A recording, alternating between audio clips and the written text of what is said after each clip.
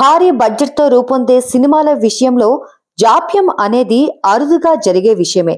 కానీ power star Pawan Kalyan Harihara వీరమల్లుది ప్రత్యేకమైన కథనం. డైరెక్టర్ సిద్ధంగా ఉన్నా, నిర్మాత సిద్ధంగా ఉన్నా, హీరో అందుబాటులో లేక ఈ చిత్రం పరిస్థితి ఎక్కడ వేసిన గొంగలి అక్కడే అన్న చందాన తయారైంది.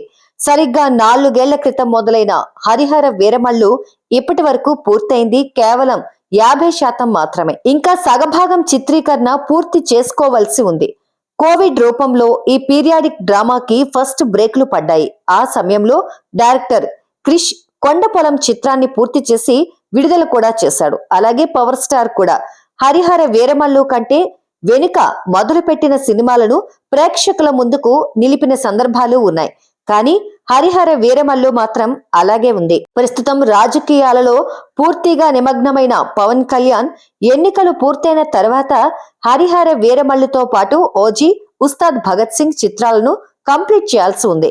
ఆ లెక్కన చూసుకుంటే హరిహర వీరమల్లు రావడానికి ఇంకా ఎలా లేదన్న సంవత్సరం సమయం పట్టే అవకాశం ఉంది.